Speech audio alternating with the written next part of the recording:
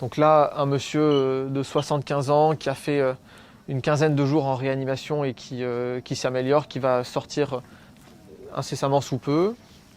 Ici, on a une jeune patiente de 27 ans qui s'améliore rapidement après 5 jours de réanimation au total et qui va quitter la réanimation probablement demain elle aussi.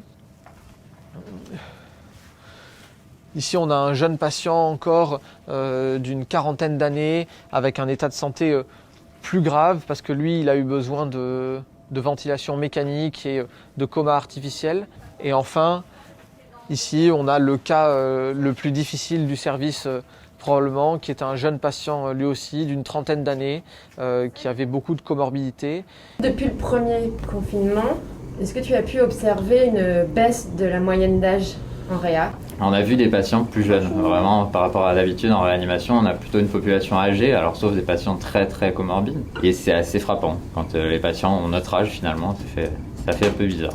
Et déconfiner maintenant, rouvrir les terrasses, les bars, alors qu'il y a quand même encore pas mal de gens... Vous m'auriez posé la question il y a un mois, j'aurais dit que c'était une hérésie.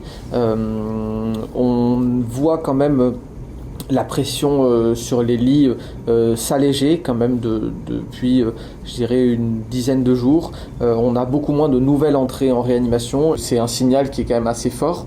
On a une réanimation qui a 35 lits en temps normal pour accueillir des pathologies digestives ou respiratoires non Covid.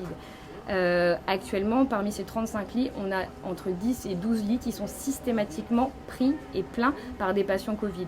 Le souci, c'est qu'on continue à avoir une activité qui est non Covid, qui est habituelle, avec un tiers de lits de réanimation en moins. Ce qui fait que la réanimation est pleine tout le temps parce qu'il y en a un tiers qui est sans arrêt saturé par des patients Covid qui restent longtemps, donc qui mettent du temps à sortir. On a essayé de déprogrammer des interventions au minimum, mais comme on a moins de place pour s'occuper d'eux en post-opératoire, on a dû quand même en annuler certaines. Alors ça, c'est à cause du Covid d'une part, et d'autre part parce qu'on n'a pas beaucoup de personnel paramédical actuellement. Enfin, on en a, mais ils ont dû faire tous des heures supplémentaires, revenir la nuit. Et donc, par manque de personnel, on a été obligé de fermer certains lits et de déprogrammer des interventions au bloc parce que tout le monde est fatigué. Et c'est pour ça qu'on peut pas gérer l'activité complètement comme d'habitude. Partout, on a entendu parler de la souffrance des internes. Comment toi, tu l'as vécu? On est bien entouré, honnêtement. On peut parler s'il y a quoi que ce soit. Après, c'est vrai qu'on travaille pas mal, on fait beaucoup d'heures.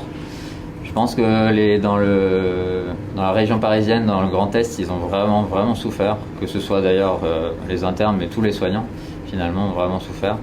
Nous, on a été un peu épargnés par ici. Alors, c'est vrai qu'on a beaucoup attendu que la vague de Covid arrive à Bordeaux.